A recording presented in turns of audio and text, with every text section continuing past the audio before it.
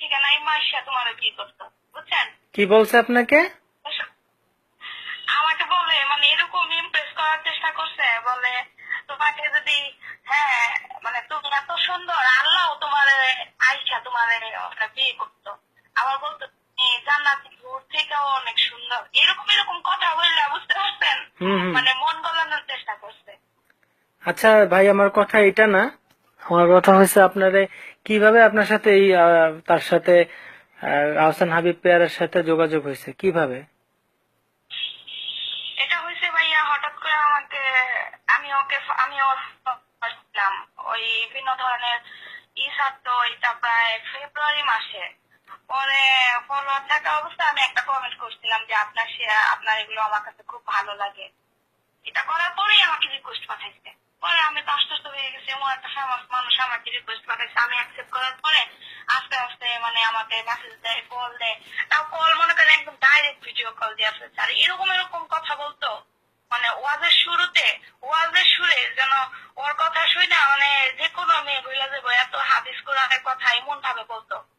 তো একদিন ওর সাথে আমার ভালোই পরিচয় হয়ে গেছে। পরিচয় হওয়ার পরে ও আমার অনেক ধরনের কথা বলতে, যে ওর বিয়ে হয়েছে, ওর বউ ওর ছাইরা চলে গেছে, ওর একটা বাচ্চা আছে। প্রথমে সবকিছু অস্বীকার গেছে।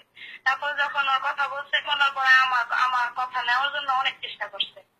তারপর আমি আমার নিজের কথাগুলো সব বলছি, যে আমার হাজবেন্ডের সাথে আমার অনেক ইয়া। আচ্ছা শোনেন, আমার কথা হয়েছে, এক মিনিট। আপনারা তো সবাই জানতেন যে ওই আহসান হাবিব পেয়ার, ও তো এতিমখানা বড় হয়েছে, ওর তো গরিব, কোটি টাকার বাড়ি গাড়ি, নারী এখন নাই, নারীর তার অভাব নাই। তো এখন সেইগুলা বিভিন্ন জায়গা থেকে মানুষের টাকা পয়সা পাঠায়, অল্পটা দেয় আর সবটা রেখে দেয়। কিন্তু আমার প্রশ্ন হলো, একটা গরিব ছেলে কোটি টাকার বাড়ি করে, গাড়ি রাখে, তারপরে ব্যাংক ব্যালেন্স করে, তারপরে আপনার জায়গা জমিন কিনে, তারপরে আপনার ক্যামেরা কিনে, ক্যামেরাম্যান রাখে, চাকরি, তার ঘরে 3-4টা ল্যাপটপ, এত টাকা কোত্থেকে আসে? মানুষ না এগুলা বুঝে না। তা আপনাকে ইনবক্সে কি কি এসএমএস করতো? বাজে না ভালো কমেন্ট মানে মেসেজ কোনটা? মানে ভাইয়া আপনার কথা স্পষ্ট আসতেছে না, মাঝে মাঝে বাইরে বাইরে আসছে, তো আমি আসলে ভালো করে বুঝতে পারিনি। আমি বলছি যে আপনাকে, আপনি যে বললেন কিছুক্ষণ আগে আমার ইনবক্সে যোগাযোগ করলেন যে আমি ওর সাথে, ও আপনাকে অনেক ডিস্টার্ব করছে, আমি আপনাকে ফোন নাম্বার দিলাম যে ফোন দেন, আমি বিস্তারিত জানি। তো আপনার কাছে কি কি ডকুমেন্ট আছে আপনি বলছেন, কি কি বলছেন, যে কি কি ছিল ইনবক্সে? ভাইয়া ডকুমেন্টের কথা আমি আপনাকে বলছি, যেটা সেটা হচ্ছে তেমন কোনো প্রুফ আমার কাছে নাই। আমি সবসময় মেসেজ গুলো ডিলিট করে রাখতাম। ভিডিও কল দিত, ও এমনি আমাকে অডিও কলও দিত।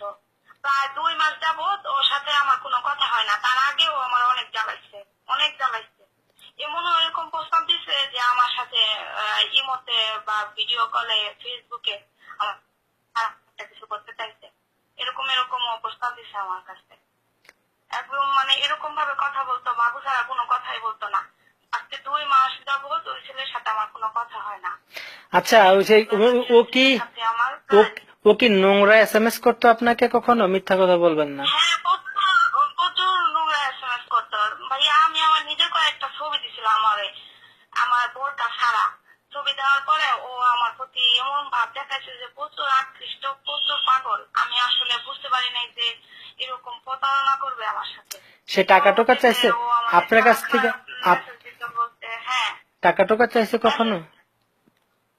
টাকা টুকা আমার কাছে চাইছে ভাইয়া। ওই যে বলছে আমি তোমার কবিরাজি করে দিব, তুমি আমাকে 21,000 টাকা দাও। এই টাকাটা দেওয়া, ও বলে কি করবে, কোন মাজারে দিবে, এটা বলে বাবদ দেওয়া।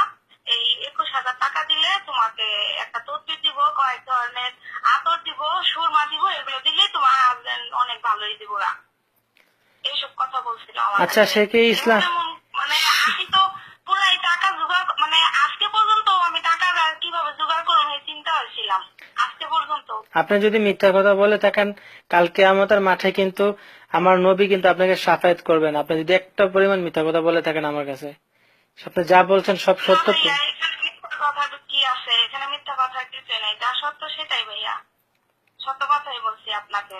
তাহলে সে কিভাবে বলল? আমি আজকে তো সকাল তো সে আপনাকে কিভাবে বলল যে উপরে আপনার আল্লাহ এসে কি করবে? এই কথাটা আবার বলেন তো, আমার খুব খারাপ লাগতেছে এটা শুনে। সে আমি মুসলমান। তো এই কথা শোনার কেমনে বলছে কথাটা? কথাটা কেমনে বলছে আপনাকে?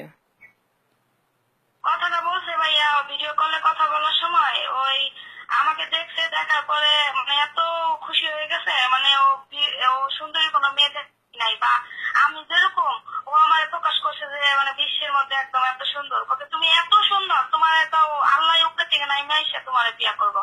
এই কথা বলার পর ওই ছেলের সাথে আমার আজকে 2 মাস ধরে কোনো কথা হয় না। ওরে আমি আনফ্রেন্ড করে দিচ্ছি অনেক আগেই, আনফ্রেন্ড করে দেওয়ার পরে ওর সাথে আমার ফলোয়ার ছিল ছি, 2 মাস। নাউজুবিল্লাহ। এই কথা আপনি তারপরেও আপনি আমাকে আপনি আপনি এক মিনিট, আপনি কোরআন ধরে বলতে পারবেন যে আপনি সত্যি কথা বলছেন? এই কথাটা আপনি মুসলমান, ভাইয়া, উপর আল্লাহ দিতে আমি খোদার কসম ও আমার এই কথা বলছে। কোরআন ধরে বলতে পারবেন আপনি সত্যি বলছেন?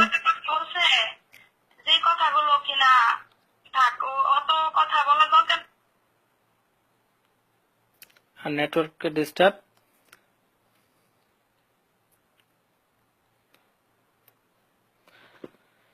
যা শোনার তা তো শুনলেনই, বাকিটা আপনাদের মন্তব্য। এখন এক এক করে মেয়েরা এরকম ভাবে মুখ খুলছে, কিন্তু আমি পারতাম ভিডিও করলে তাদের চেহারা দেখাতে, তাদের লাইফ আছে পার্সোনাল, এবং তাদের চলাফেরা অনেক সমস্যা হবে। মেয়েটা নিজেও জানে না, তার কথা রেকর্ডিং করেছি। সামনে আরো কিছু পাবেন, শুক্রবার পর্যন্ত ওয়েট করেন। তার মুখোশ পুরোপুরি খুলে যাবে মিডিয়ার সামনে, সকলের সামনে। সে একটি গরিব ছেলে, কিভাবে সে কোটি টাকার বাড়ি করে, কিভাবে গাড়ি করে, কিভাবে ড্রাইভার রাখে, দারোয়ান রাখে, 3-3টা ল্যাপটপের কারিগর রাখে, ক্যামেরাম্যান রাখে, কিছুদিন পর পর ক্যামেরাম্যান চেঞ্জ করে। সে যে গজলগুলা গেয়েছে আপনারা বলেছেন সে তার কণ্ঠে, সেটা তার কণ্ঠে না। এখানেও আপনাদের সাথে 2 নম্বরই করেছে। সেই কণ্ঠটা তার তার না, সেটা হচ্ছে হোসাইন ভাইয়ের। আরো অনেক প্রুফ, অনেক প্রমাণ আমার কাছে আছে, আস্তে আস্তে আপনাদের সামনে তুলে ধরবো।